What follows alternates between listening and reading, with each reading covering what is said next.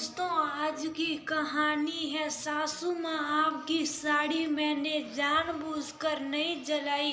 दोस्तों, कहानी शुरू करने से पहले अगर आपने चैनल को सब्सक्राइब नहीं किया हो तो कर लीजिए ताकि आपके पास पहुंच सके हर नया वीडियो।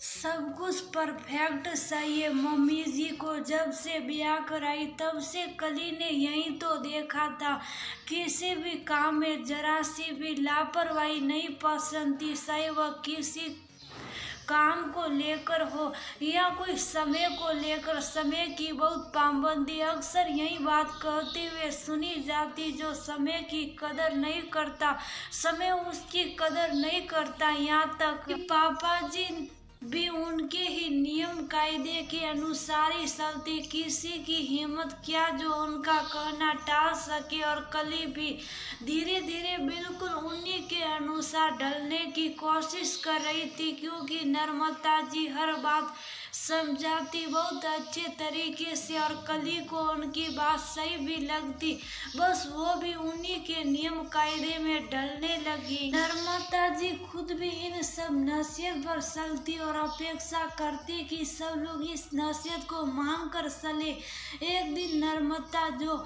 कि अपने किसी रिश्तेदार के घर शादी में जाना था और वो अपने नौकर से बोली कि मेरी साड़ी प्रेस करवा कर ले आओ।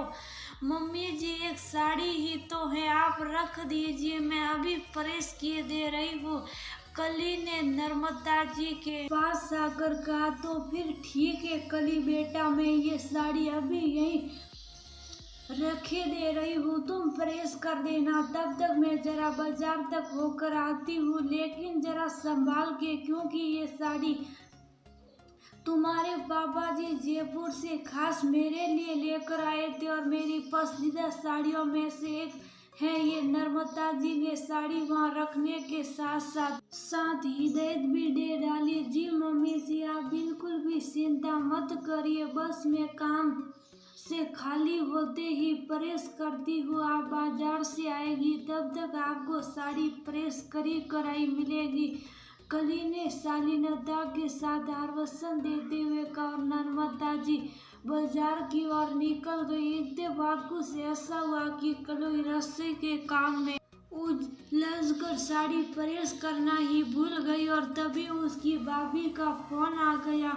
हेलो जीजी, कैसी हैं आप? भाभी ने मुस्कुराते हुए पूछा। मैं बढ़िया हूँ, आप कैसी हैं? कली ने मुस्कुराते हुए जवाब दिया, बढ़िया हूँ, बस मम्मी जी के लिए साड़ी लेने जा रही थी। तभी मम्मी जी ने कहा कि आपसे पूछ लूं कि कैसी लूं। उधर भाभी ये बात कह ही रही थी, लेकिन भाभी के मुंह से साड़ी शब्द सुनते ही कली के दिमाग में तो सासू माँ की साड़ी घूम गई है। भगवान, मम्मी जी क्या सोचेगी, मैंने उनकी साड़ी भी प्रेस नहीं की, अगर मम्मी जी आ गई तो बहुत ज़्यादा डांट पड़ेगी। इतना सोचते ही कली ने हड़बड़ाते हुए फोन रखा। भाभी, मैं आपसे बाद में बात करती हूँ, और फटाफट प्रेस करने के लिए लगा दी। और कहते हैं ना कि अक्सर हड़बड़ी में काम बिगड़ जाता है, और वही हुआ। सिल्क की साड़ी थी और कली ने ध्यान ही नहीं दिया कि प्रेस का बटन कॉटन मोड पर लगा हुआ, और उसने जैसे ही साड़ी के ऊपर प्रेस रखी उतनी साड़ी प्रेस के साथ ही चिपक कर आ गई। अब तो कली को काटो तो खून नहीं। कली बेटा, आज तो तुम गई जान से, मम्मी जी तो आज सचमुच तुम्हें जान से ही मार डालेगी। मम्मी जी ने खास हिदायत भी दी थी कि बहुत संभाल कर प्रेस करना, लेकिन मैंने जल्दबाजी में सारा काम बिगाड़ दिया। अच्छा खासा मम्मी जी बाहर प्रेस करने के लिए भेज रही थी, मैंने खुद ही अपने पैरों में कुल्हाड़ी मार ली। कली के चेहरे पर अब बहुत ज्यादा डर झलकने लगा। वह जाड़े के महीने में भी पसीने से तरबतर हो गई, मन में बहुत दहशत भर गई और साथ ही साथ बेहद अफसोस इस बात का ये साड़ी मम्मी जी ने बताया था कि पापा जी खास जयपुर से लेकर आए थे और उनकी पसंदीदा साड़ियों में से एक है। अब कली करे भी तो क्या करे, उसके हाथ में कुछ भी नहीं था, क्योंकि जो होना था सो हो चुका।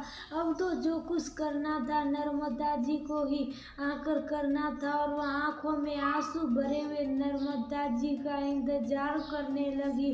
तभी डोरबेल सिंगाड़ उठी और नर्मदा जी बाजार से वापस आ चुकी थी। लेकिन नर्मदा जी को कली के चेहरे को देखकर महसूस हुआ कि कुछ तो गड़बड़ जरूर हुई है, क्योंकि उसकी आंखों में आंसू भरे थे और एक डर सा साफ झलक रहा था। ये तुम्हारे चेहरे पर हवाइयाँ क्यों उड़ रही हैं, क्या हो गया? नर्मदा जी कली को प्यार भी बहुत ज्यादा करती थी मम्मी जी। वो कली घबराते हुए बोली, ये हकला क्यों रही हो, क्या हो गया जो इतना ज्यादा परेशान हो? नर्मदा जी ने प्यार से पुचकारते हुए कहा, मम्मी जी वो आपकी साड़ी। फिर से कली कुछ बोलते बोलते रुक गई और साड़ी की तरफ इशारा किया। साड़ी क्या हुआ साड़ी में? नर्मदा जी ने साड़ी उठाकर जैसे ही देखना सा वैसे ही कली उनका हाथ पकड़कर रोने सी लगी। मम्मी जी आपकी साड़ी मुझसे धोखे से जल गई, मुझको माफ कर दीजिए, मैंने जानबूझकर नहीं जलाई। मारे डर के कली एक ही सांस में सब कुछ कह गई, साड़ी जल गई। अच्छा, अभी तुम्हारे चेहरे पर 12 बजे हुए हैं, मगर जल कैसे गई साड़ी? नर्मदा जी शौक कर बोली। एक एक करके कली ने सारी बात बता दी, क्योंकि नर्मदा जी को झूठ फरेब भी बिल्कुल पसंद नहीं था।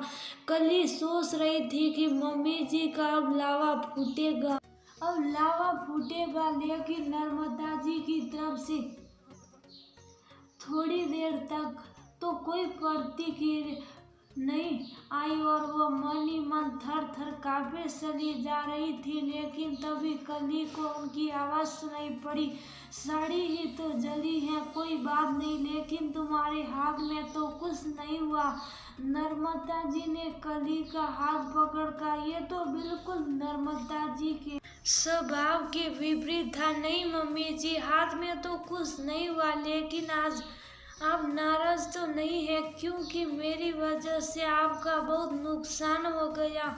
कली उनके चेहरे की एक एक गतिविधियों को नोटिस कर रही थी। कली बेटा, ये सब नफा नुकसान तो चलता ही रहता है, लेकिन अगर तुमने सावधानी बरती होती और एकाग्रता के साथ काम किया होता तो ये साड़ी जलने से बच जाती। खैर, अब तो ये साड़ी जल चुकी है, इसलिए नाराज होने से कोई फायदा नहीं। और अच्छी बात यह है कि ये बिल्कुल शुरुआत में पहनने की साइड से जली है, तो उतना हिस्सा कटवा कर फिर से ये सही हो जाएगी। इसलिए मैं समझती हूँ कि जो भी काम करो एकाग्रता के साथ और समय का ध्यान रखते हुए। मैं अभी दूसरी साड़ी पहनकर चली जाऊंगी, तुम परेशान मत हो। तुम्हारे चेहरे पर मायूसी अच्छी नहीं लगती है। नर्मदा जी ने कली के सिर पर हाथ फिराते हुए दुलार के साथ एक नसीहत देते हुए कहा। अब जाकर कली की सांस में सांस आई। सॉरी मम्मी जी, लेकिन आइंदा से इस बात का बहुत ध्यान रखूंगी। कली ने सासू माँ की नसीहत गांठ में बांध ली और उसके बाद से वह हर काम पूरी एकाग्रता के साथ करने